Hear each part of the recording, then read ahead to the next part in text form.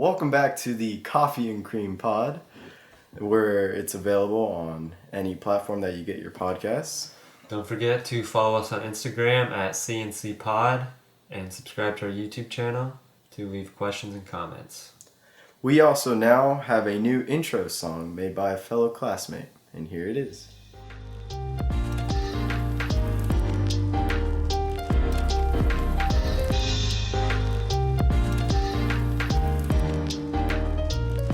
That amazing intro was made by a fellow mutual friend of ours named Jake Foley. And today's guest is Alex Atallah, a fellow classmate, high school soccer goalie, and a photographer. Hello, Alex. How you doing today? I'm doing fantastic. How are you doing, Maddie? I'm pretty good. How about you, Justin? I'm doing pretty good. That's good to hear. So, Alex, tell us a little bit about yourself. Well, I came to Springboro High School. I actually moved to the U.S. A little bit before freshman year. I moved from Shanghai, China, and I'm currently a junior at Springboro High School. So I moved here like 3 years ago. So yeah, me and Justin and I, we met Alex this year, kind of. We became better friends with him this year. Yeah. Quarantine. So I knew who you were. We shared a class. Yeah, me and Alex year, and I. English class. Yeah, Alex and I. I only really knew Alex through social media. I never really talked to him before. Yeah. Before this. I year. didn't really know. But then, I'm sure I knew who you were. Yeah, that's how I was. But yeah. But then once quarantine started and we started like talking more online and stuff like that, I feel like I know you a lot better, even though we still never really talked in person. Yeah, I did. You know what? I almost never see you at school, Justin. I see Maddie like once or twice, but I don't think I ever see you. Yeah, I never see you. Our locker's in the same hall. I think that's why too. It is. Yeah, it is. But so yeah, Alex and I, we knew each other in freshman year because we had the same class. And then once quarantine started, Justin and I, we have a Discord server where we play video games all the time. Alex, I think he wanted to play, or I knew he played Rainbow Six Siege, and we invited him for custom games.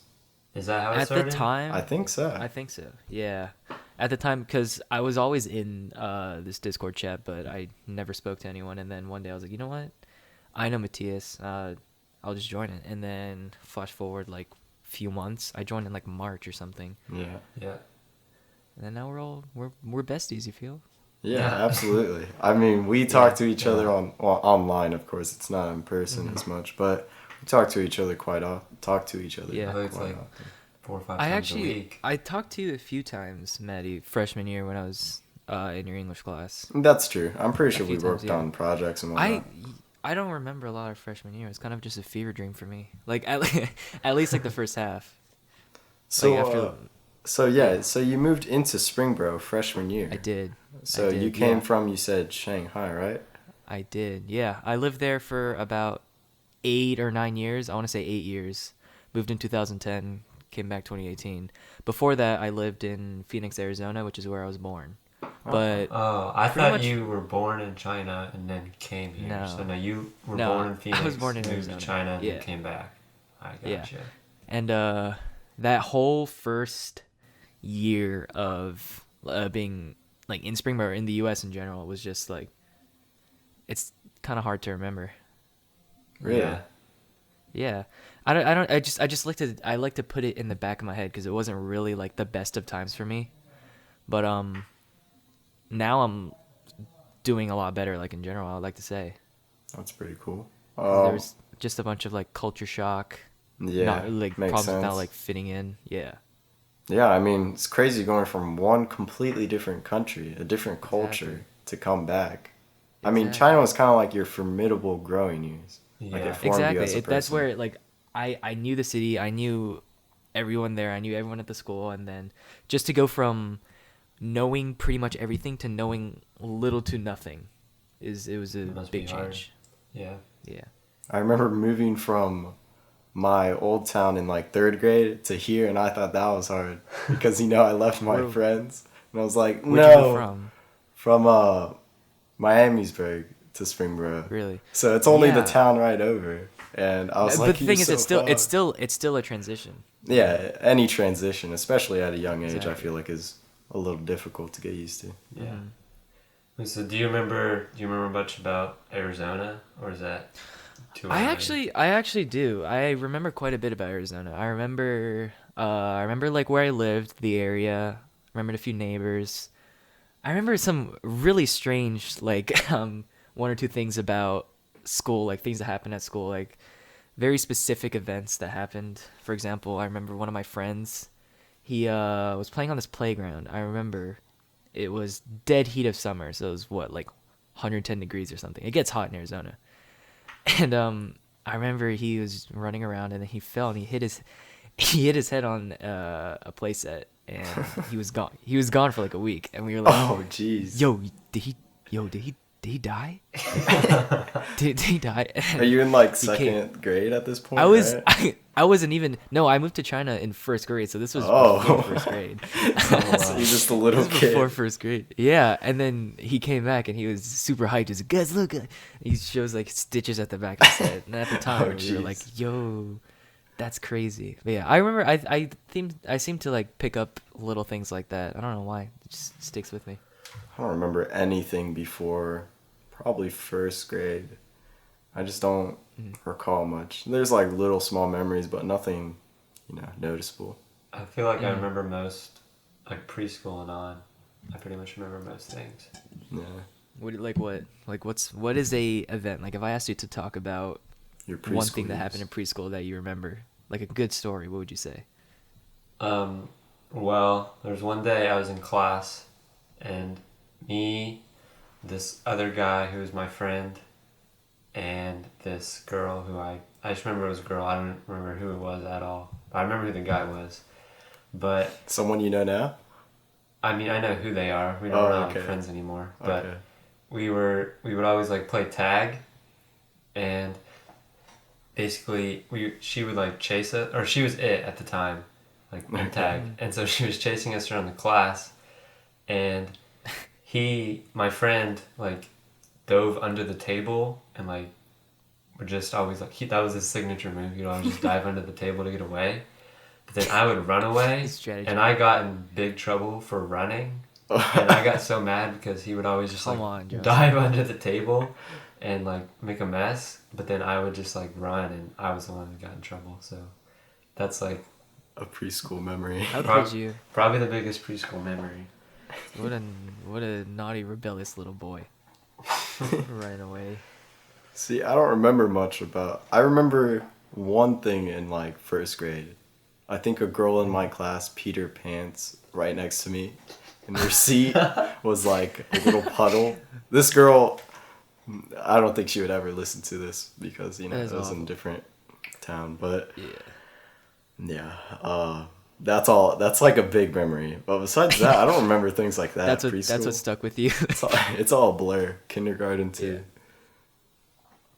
third grade Yeah, is probably when I started making more memories. The third grade's when you came here. Oh yeah, third grade's when I came here, so I think I remember more because the people that were in those memories I know now to this day, including Justin. Actually, that makes a lot of sense. What was kind of weird about like moving here at such a late time, like you guys, like, we were just talking about you guys like moved here like what, third grade? You guys knew each other in third grade, I assume. Yeah, that's when we met. Or early on. Yeah.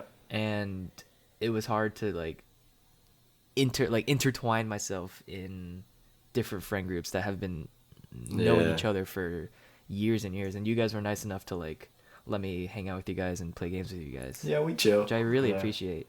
You're welcome, Alex. You're welcome. Thanks, Alec. man. Thank you. I mean, yeah, I understand that. Yeah. It's people say they're cliques now, but it's I definitely agree with that. yeah. I mean, there are kind of like cliques around school and stuff like that, and it's like there's like friend groups that kind of just like they stay within their own friend group. But we've had friends come and go, I think, over the years. Yeah, definitely. The thing is, what I appreciate, what I'm like grateful for most is moving here, high school, because like usually like the cliques and like the close knit friend groups are, from my experience at least, tend to be like in 8th grade, 7th grade. That's when it's like super, I want to say quote unquote private. But then once you hit high school, you hit a certain maturity, some inclusiveness, and I'm glad to be here during high school. Especially freshman year. I mean, freshman year, you sometimes get a lot of new kids coming in. Exactly. Why did you move to China from Arizona?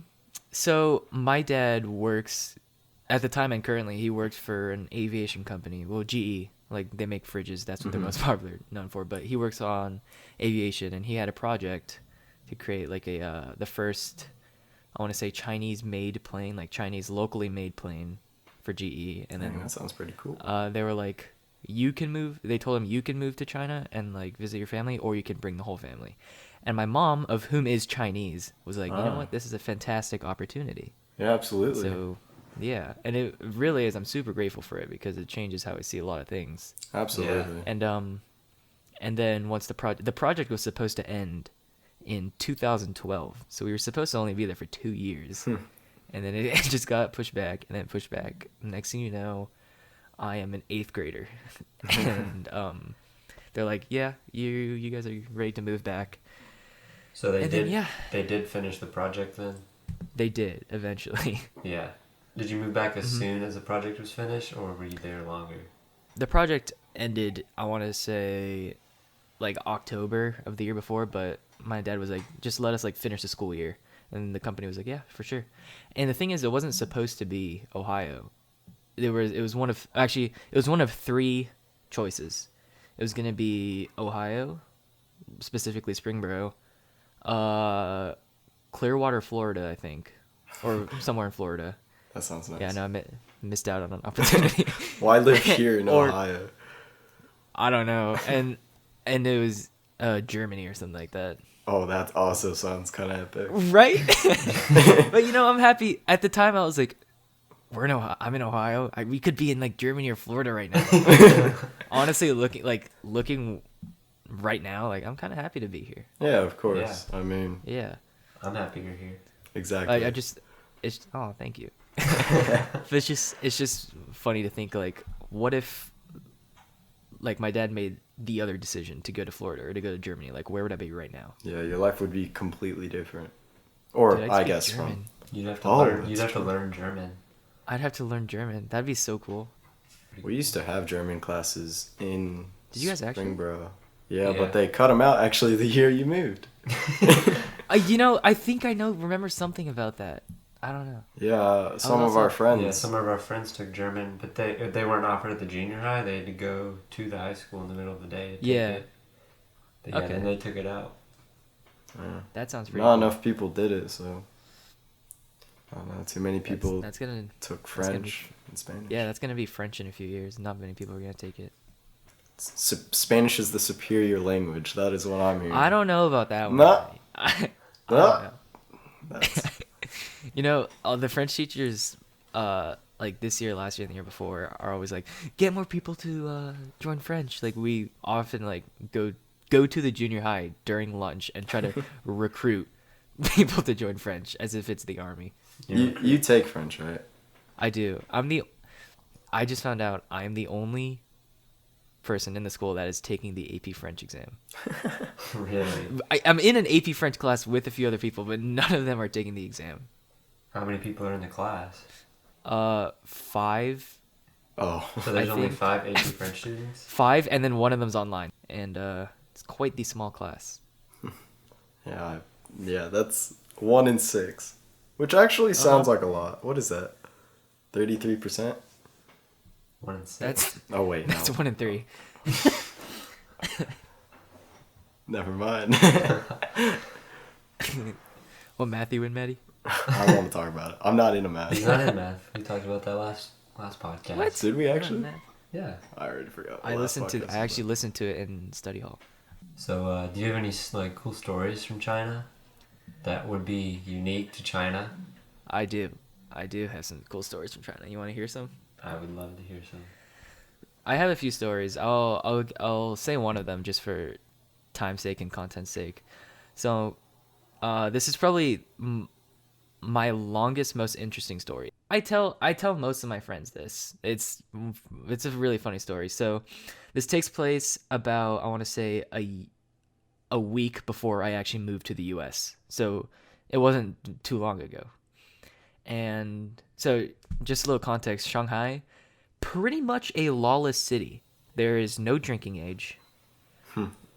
Well, no enforced drinking age, might I add. You can get away with anything, pretty much. And not to say I took advantage of that. A lot of people do, but so the week before I left, I was having quite the existential crisis. I was like, wow, I've been here for so long, and I haven't had an experience with a female, and got really upset, as you as you would, and I was like, wow, I've been here for all these years, right? And I'm gonna be moving away, and I just think it'll be nice to hit up one of my girlfriends. And I was in 8th grade, so of course, hormones and maturity crisis. And so I had a very good friend. Like her and I knew each other for a while. Her name's also Alex, or it was Alexandra. And her and I were really close. We were good friends. And so one day, I want to say 3 days before I left, I decided, you know what? I'm gonna kiss her. Like, you feel? I was like, yeah, it's gonna happen, right? And of course, I didn't know any better. But I started texting her on the Chinese equivalent of Snapchat. I'll talk about that later on in the podcast. That's a good topic. That's a good topic. So the Chinese equivalent of Snapchat. And I was talking to her, and of course it started very shallow, and then it moved on. Like, haha, what if we held hands? What if we kissed? Like, ooh, like, and I know she has very strict parents, and so I'm like, you know what? What we can do? Meet tomorrow at the mall. Like, there was this one mall. It was like the Dayton Mall. That's where everyone went to. And I was like, you meet at the mall. We'll go to the roof of the mall. And then we'll like maybe kiss or something like that. Like, ooh, getting excited. And she was like, I'm gonna be with my friend's Val, of whom is another good friend of mine. And I was like, yeah. After like she leaves, we could like hang out and go up and like just like a date kind of. And she's like, yeah, for sure. A date and a third wheel. Yeah, I feel kind of bad looking back on it. And then so we said goodnight, and before I went to bed, my mom was like, hey, I need to take your SIM card out of your phone because like we're moving. And I didn't think I'd need it because I didn't like text or call a lot. I just used like Snap. So I was like, yeah, I don't need my SIM card. Put it away. So took it out of my phone. Wasn't a problem. Come the next day, I'm at a trampoline park with my friends, like Sky Zone or whatever. And we're just hanging out before we all leave because quite a few of us were leaving the country. And we're hanging out, and this trampoline park is located in like the middle of nowhere in the city. So it's at least 45 minutes away from downtown, which is where the mall is and where we lived. Uh-huh. And we're hanging out, and then I got a snap from her. She goes, hey, like, if you want to make it here in time, you should probably leave now. So I'm like, okay. I told my friends that I left something at someone's house. I need to go pick it up. Like, I left my charger or something. And they're like, yeah, okay, sure. Yeah, I know. Looking back, it's like a simp move, but I was desperate, you know? Simp wasn't a thing. Yeah, that's true. It didn't exist, so it wasn't a simp. Exactly. Yeah. And so I leave the trampoline park, and China, being like a huge metropolitan city, I was like standing next to a road, which like a 8-lane road or something like that, hailing down a taxi. Usually I would call a taxi because like I have a few like taxi drivers in my contacts that are like good, but I couldn't call because I don't have a SIM card. And I realized I didn't have data because of the SIM card, so I can't text her or snap her or anything. I'm stranded. And so I call down a taxi, right? After 5 minutes of waiting. So I'm already 5 minutes late. Get in the taxi. I tell them where to go. I say, oh, yeah, how long is it going to be? And they're like, around like 40 minutes. I'm like, that's not bad, right? Yeah. Starting the taxi, right? You know the meter, the money meter that you see in the taxis? Halfway through the trip, the meter goes over what I have in my wallet. Oh, jeez. And we're on the highway, not even close. Oh, God. We're in the middle of nowhere, and we're on the highway, so he can't just drop me off. So I'm starting to panic because I can't just run away because I'm going to get held in the country if I get caught. Yeah. And I don't have money, so I'm scrambling for my bag in the back seat, and I see him eyeing me. And I'm like, oh shoot, looking in my bag because I had like a drawstring bag or something, and I find a Metro card, like Metro, like the trains. I find a Metro card that has some money on it that you can use to pay taxis with. Oh, So that's I'm cool. praying that there's enough money on this card because I don't know how much is on the card. I'm praying that there's enough money to get me down the trip. At this time we're pulling into the city. I see the mall. He makes the wrong turn. He takes us all around the block. So it's another 10 minutes. It was 50 minutes. And the meter just kept on going up. And I'm sure he knew that I didn't have money or was low on money. So he wanted to scam me as much as he could. Oh, jeez. We get there. This entire time, I have not been receiving texts from her. I have not receiving snaps from anybody. So for all I knew, she could have had to stay home. She could have canceled. Something could have happened, right? I wouldn't have known.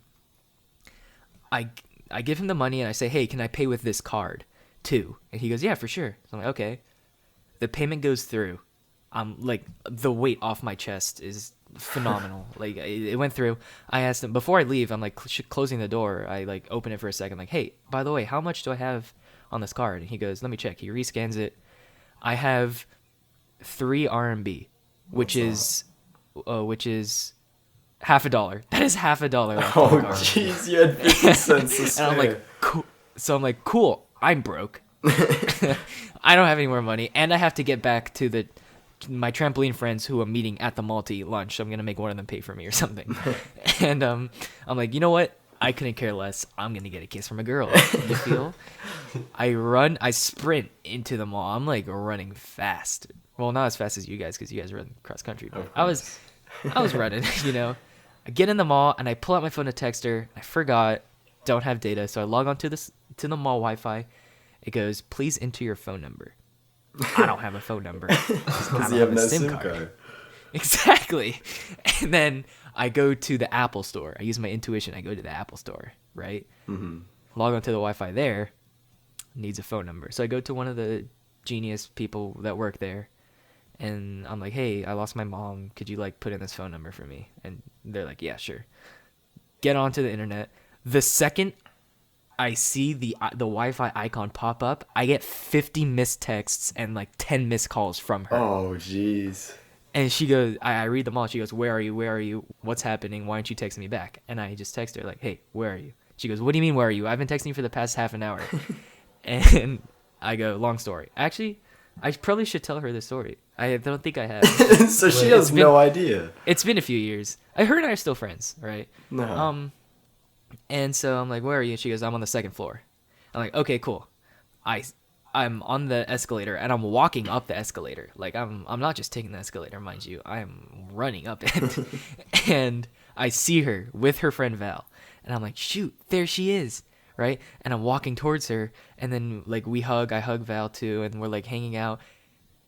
She gets a text from her dad. Sorry, a call from her dad. She has to go home. And you just got there? Because I'm like 20 minutes late, and they've already been at the mall for 2 hours. Oh, God. And then I look at her, and I'm like, come on, please just stay 5 minutes. And she goes, you know I can't. And I know she can't because her dad is super strict. I see. And I'm like, ugh, fine. Hugged her goodbye. Hugged Val goodbye. That was the last time I saw her, right? She leaves. Val leaves. I'm stuck at the mall. And I'm like, okay, it could be worse, right? Let me get a taxi. Oh, wait, I can't get a taxi. Let me call my friend. Oh, wait, I can't call my friend. Let me take the bus. Oh, wait, I can't take the bus. But just my luck. $50 is all you need to take the metro. And so I hop on the metro, go to the restaurant that my friends are going to, get off.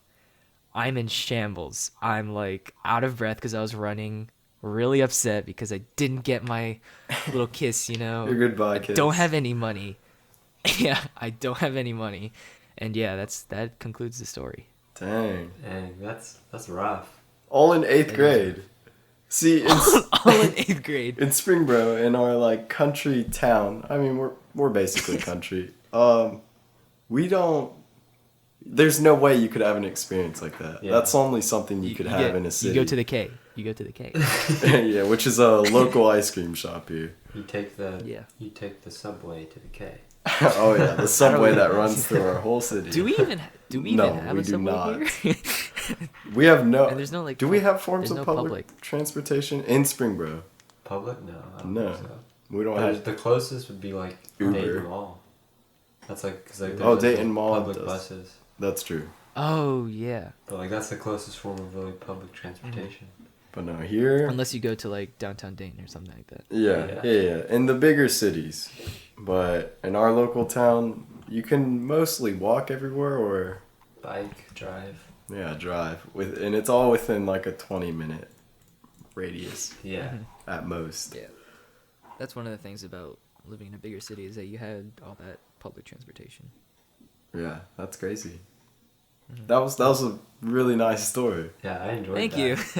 I mean, Alex, we've talked to each other almost every day for the past like 5 months, and we've never heard anything about your China experiences. Wait, and you said Yeah. you've never told her this story, so she has no I don't idea. think I don't think I have told her the story. I've told quite a few of my friends of whom like know her, so maybe she's heard it. I doubt it. But So all that's she pretty knows funny. is that you showed up 20 minutes late with no explanation. Yeah. Do you guys still talk? I think actually I think I talked to her like last month. I Oh, just texted so her you're now. still in contact with your Yeah. friends Like I there. still have her on Snap. I still see her on Instagram, and I still keep in touch with a lot of my friends there. Well, that's Yeah. cool. So you were talking about this Chinese equivalent of Snapchat. Yeah, yeah. Okay, so I'm sure like most people know that everything is banned in China. So everything from Google, Facebook, YouTube, Instagram, Twitter, Snapchat, WhatsApp, like pretty much any Western form of communication like that you can think of is banned, Huh. and Spotify. Oh. And we just used a VPN, so that's how. Right now, right now, everyone, all my friends in China use actual Snapchat, Instagram, and Oh, YouTube I see. the past few years. So at the time, I'm sure you guys had like a Skype phase where everyone was on Skype. I did not. I feel like Skype was big when we were like in like elementary school where no one would Yeah, really yeah. So talk. everyone had that, like most people had that Skype phase. Sure. So we had in China, the app that everybody has is called WeChat. Oh. Like WeChat. Yeah, yeah. Have you heard of it? I've heard Yeah, of I've it. heard it. So it is probably the most convenient app I've ever owned. And so imagine messages plus calling plus Instagram plus Twitter and plus Snapchat All mixed plus into Venmo. one. Plus Venmo plus DoorDash. Really? It's the monopoly of social apps. What else is there? Yeah. And plus YouTube all in one app. Dang. And that's WeChat. It's one of the many great Chinese inventions. you do. And that's what we used for a while. And that's what pretty much everyone in China has. Like I don't know if there's like a universal app in the US, maybe like Instagram or YouTube or something. But that is the app. Like everyone has this app. Wow. Yeah, I don't think there's anything like that in America. Everything's so Like, separate. if I It's open- owned by different companies now. Uh-huh. The company that owns this app owns pretty much anything in China. Like Tencent. Oh, Yeah. Tencent. Don't they make PUBG? They made PUBG, yeah. Or they own it at they're- least? Yeah, that company is the dictionary definition of a super brand or a super company. Monopoly. A monopoly, exactly. It owns communication in China. It owns video. It owns audio. It owns entertainment, gaming, everything. Wow. But like I was too young to like care. Yeah. I still am. Like they can make money. So school there in China, you of course knew English, right? Did you Yeah. learn Oh, yeah. We Chinese spoke- before or during? Yeah, so at school I went to a British international school. So everyone there spoke English pretty much. The only there wasn't really anyone that didn't really speak English. And every day we had a Chinese class for a period. and that's how most people learn Chinese. There was different levels.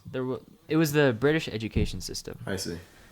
So there was no like honors or AP. There was like set 1, set 2, set 3. So set 1 would be the equivalent to AP or the top honors, and set 2 would be honors, maybe CP, set 3, and so on. And so it's different levels of difficulty.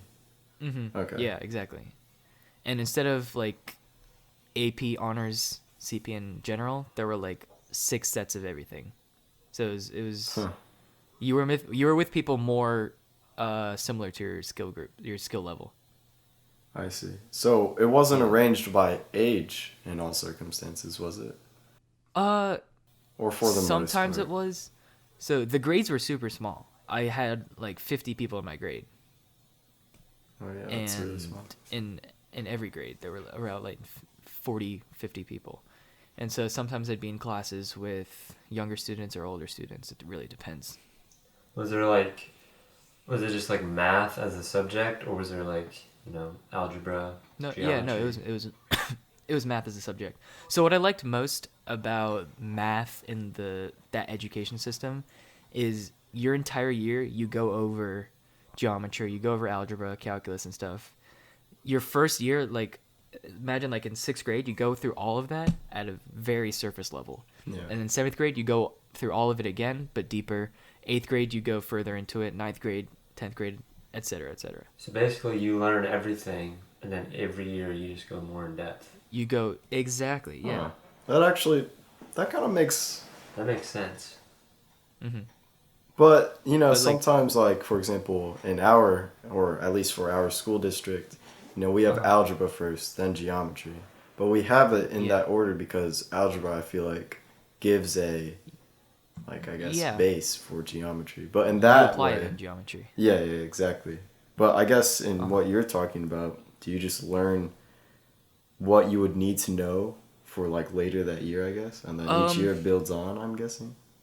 Yeah, pretty much. So we would learn very basic like geometry, and then very basic algebra, and then like trigonometry and stuff like that. And then we would use our knowledge from all that into the next year. And then we'd go deeper into it. And once you reach a certain point, I think I want to say sophomore year. Once you reach like 10th grade, you move on into what the people that were good at maths move on into something called further maths. Notice how I say maths because it's British. Further maths, and that's like AP, AP calculus or something like that. It's that difficulty. Yeah. And if you really wanted to like pursue math and stuff like that, you'd go into that class. If you didn't have to take math anymore. So were all the subjects like that, or was that just like a math thing? Like what would you do in like history? I actually don't remember. Well, we did have history, and I don't know if you wanted to pursue it. I think you would take like more history courses. I don't know. It was complicated. I moved away right before all the big classes and decisions came, which is super convenient for me. I see. So being a British school in China, did you learn Chinese history or British history? We learned like world history. We had like world history. Actually, now that I think of it, pretty much it was all just world history. Oh. But just you take it a lot. Like, of course, we didn't have U.S. government or U.S. history. Mm-hmm. Yeah.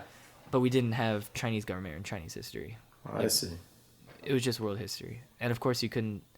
The teacher, like my history teacher in 8th grade, was a super cool like Scottish guy who had like a thick accent, and of course he was not allowed to talk about sensitive Chinese topics like the Tiananmen Square massacre. I see. And I've gotten the question like, did you know about that in China, or did you find out? Oh yeah, that is because it's supposed people there or outsiders like we think that the people in China, it's like hidden information. They don't talk about it. They're not allowed to, right? No, you're not allowed to like talk about it publicly. We all knew what it was. Like we all knew that it happened and it's a sensitive topic. We're just not allowed to discuss it publicly talk about it. Huh. And what's crazy about that is the reason why China bans all these outside apps and communication is because they want to monitor everything. Yeah, of course. Yeah. Like WeChat and all the other like the YouTube app, everything is monitored. So if you Like- texted like that incident, that event, would you Yeah, get it would flagged be- by the it would be- FBI? Or I guess it's not FBI in Well, that, but your message would get flagged, and if you say like really controversial things, I'm pretty sure you get your account huh? suspended. That's crazy. I remember I think actually no. It's crazy that you say that because I had a few messages deleted. Really? Oh, they were deleted. Nothing.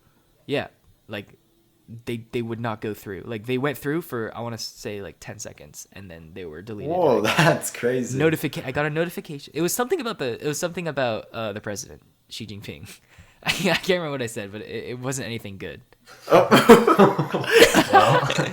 They're like Alex Atallah. Yeah, he's on the Wait, watch so list. is it like a computer that like flags it, or is there someone just like watching everything you type? Oh, that's scary. I actually don't know. It's like, how do they determine that if you said something good or bad? Is it usually like I It's don't- probably like a context keyword words? kind of thing. Yeah. It might be a keyword thing. So if you send well- individual characters, it won't detect it.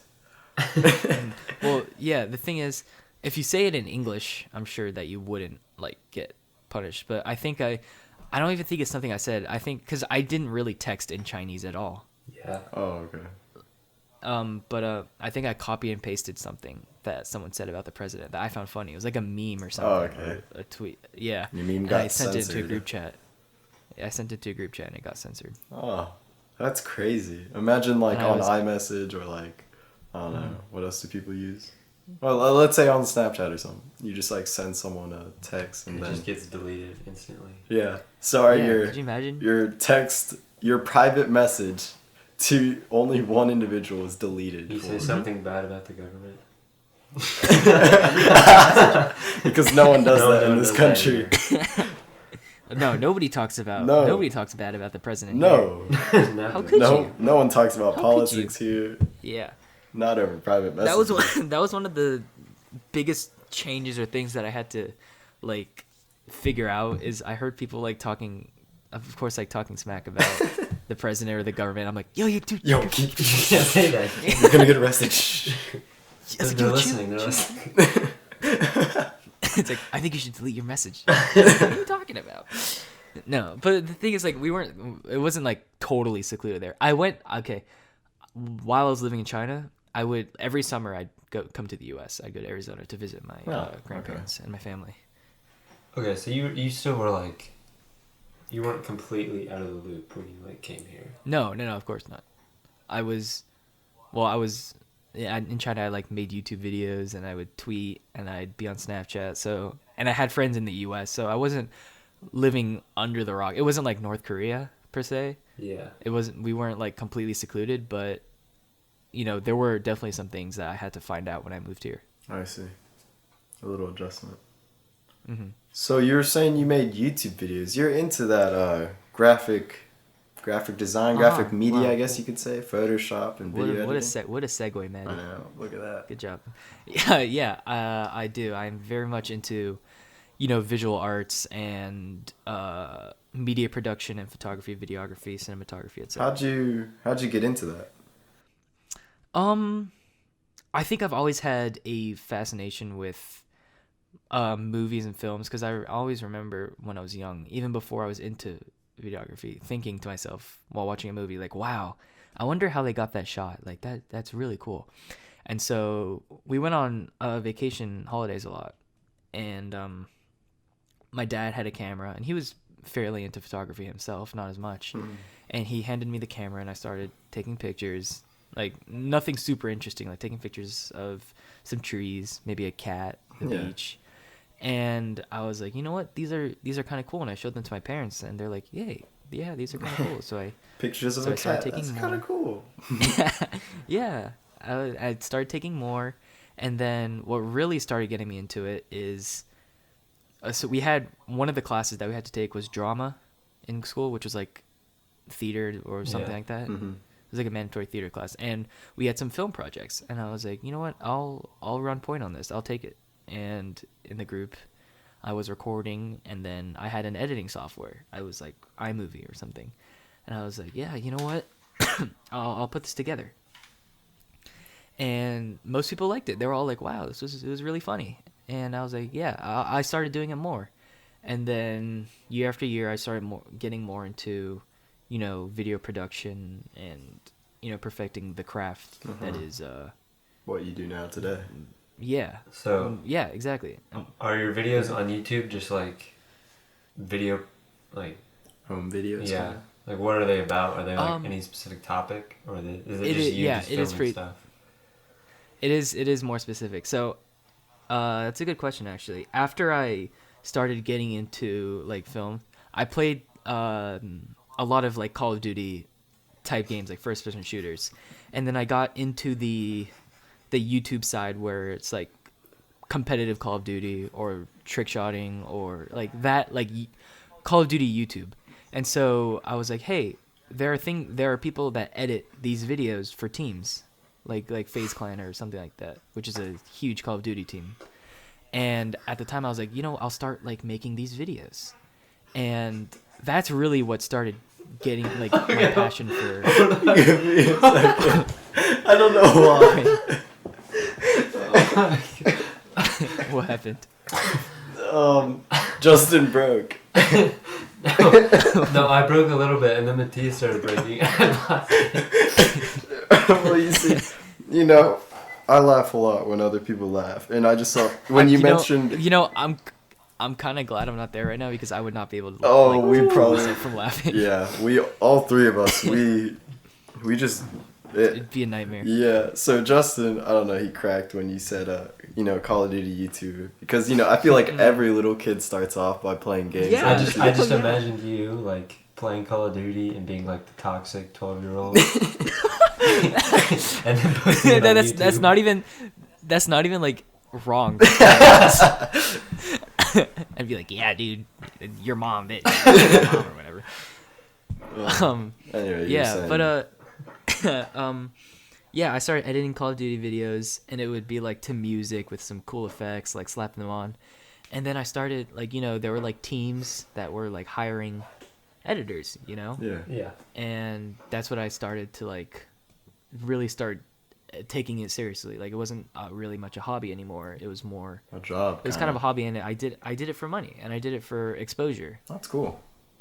And then and now I was like, Call of Duty is only going to get like so far. I should start doing commissions and start doing real life work. Mm-hmm. And then during quarantine, I actually got like my first big opportunity. Oh, really? I'm sure you guys. Yeah, you told us about that. Yeah, I'm sure I did.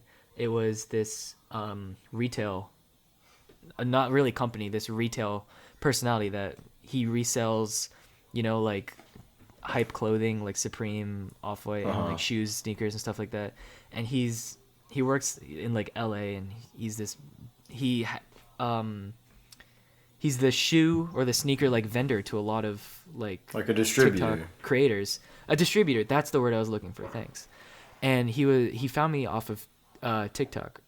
Like I post some of my edits on videos on TikTok, and he goes, "Hey, like I love your style. Like we should work or something." And I'm like, "Yep, for sure."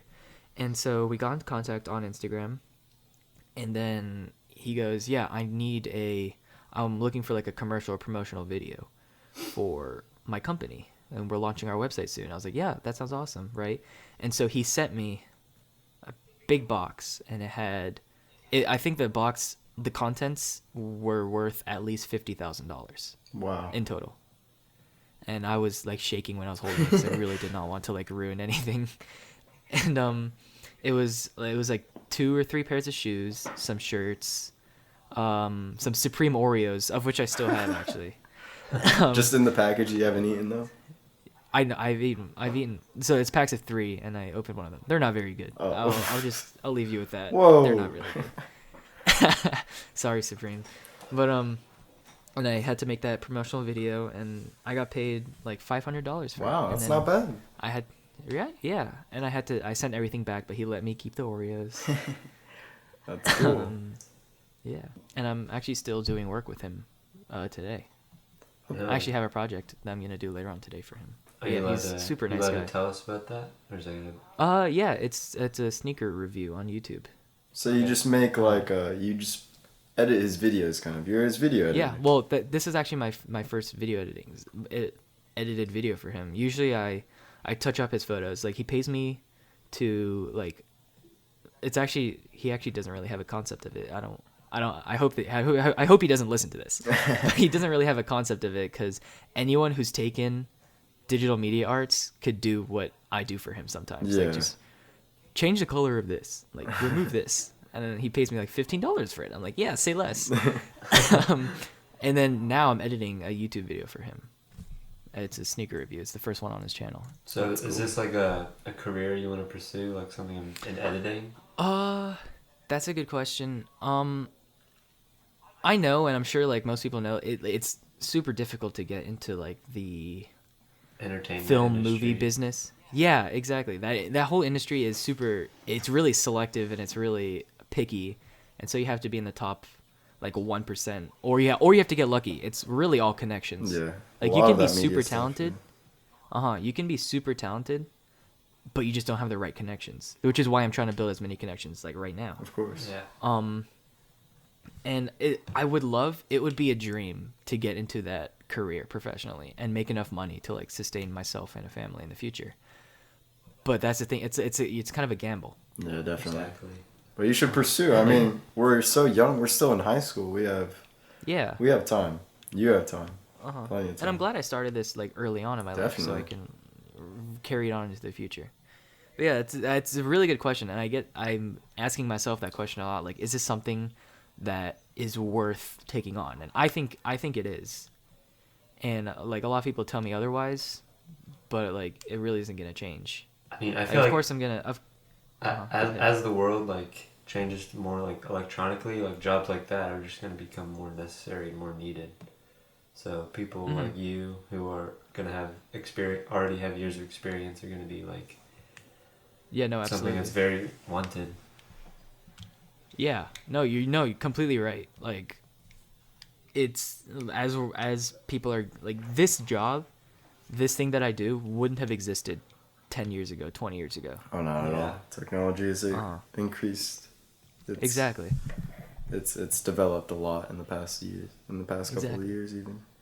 And what's gonna happen in the future? There might be some new like way of video production. There might be some new like job careers or whatever.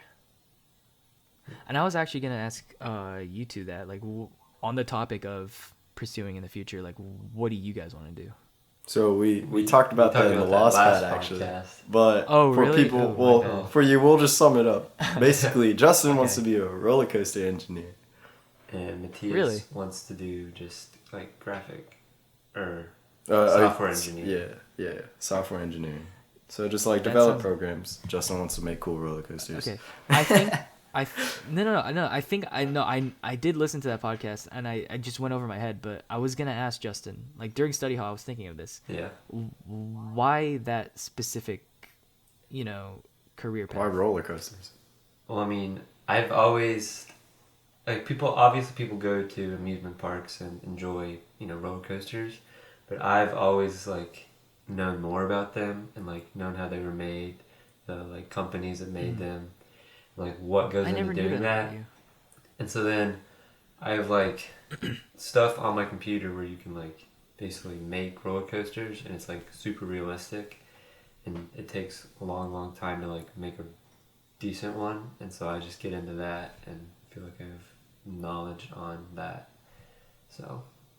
And you find that entertaining? Yeah.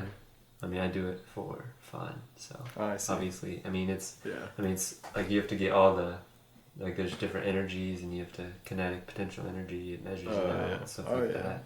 You have to use different materials for like the tracks and crap. So I feel like it's something I already know a lot about and enjoy doing. That's cool. That actually sounds super interesting. And Maddie, how'd you get into like software? Software? I mean, a better question is there anything specific, like software developing? You can be like websites.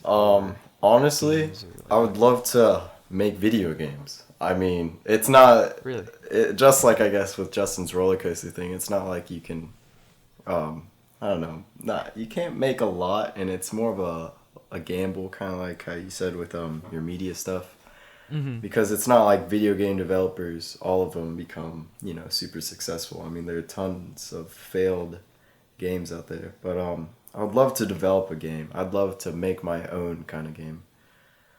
Which is, I think, why I think I mentioned in the last pod I'd like to like work for Twitch, the streaming service, because I feel like that would be an avenue where I could learn about like, you know, the formation of things, or work for a gaming company there in like in San Francisco or something there, somewhere in California or Washington. I didn't know that about you. Yeah, I've loved video games for so long. I think that's a hobby with all three of us, but. Oh, it was a hobby with most high school boys. That's absolutely I'd true. wager 95% of high school boys play video games at least once a week. It's probably more. It's probably more. Like, maybe 100. Maybe. I mean, I don't think I know any boys who don't play video games. At least once a week. Actually, that's right.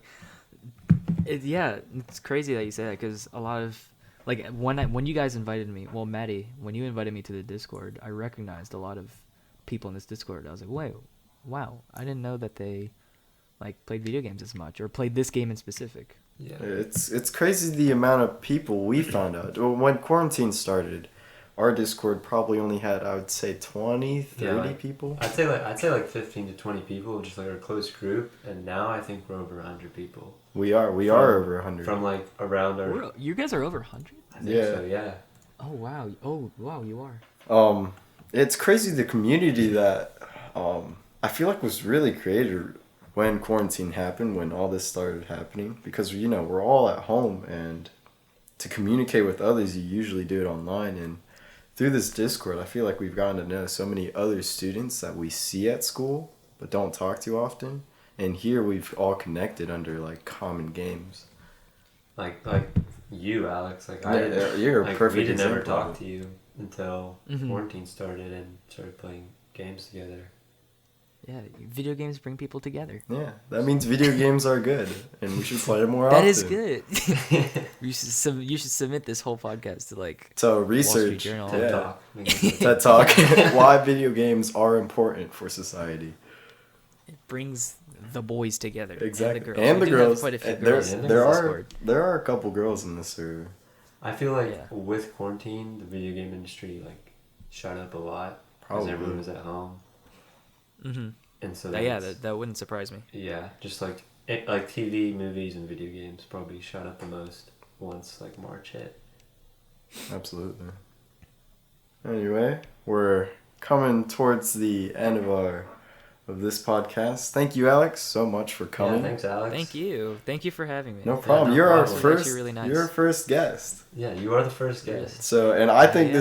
this was an amazing. I think Amazing this is a lot experience. better than last time. Oh, for sure. I think we've improved. And I really enjoyed your story and just what you had to say. Thank you for listening. Actually, like, thanks for having me on this. No Yeah. problem. You were a perfect first guest to have, because honestly, we've never talked about this kind of stuff with you. Yeah. But it was nice to. It was nice to get to know you more. Yeah, I was saving a lot of it for the podcast. Nice. Yeah. Understandable. But if anyone listening have any interest on being a guest on the podcast, just DM us. message us in some way, me or Matthias, and we're gonna set up a list and then try and create times for people to come on, but which will probably be about every other week. So it could get, depending on when you ask, it might be a while, but we'll try and get you on as soon as possible. Just like DM us, text us if you have our number, or DM us on our Instagram at CNC Pod, and we'll discuss it and we'll plan things out. Yeah, so this was this week's episode. Thank you, Alex, for being on here. Don't forget to follow our Instagram at CNC Pod and subscribe to our YouTube channel. And if you have any questions or comments, leave them there. And that's it. Cool.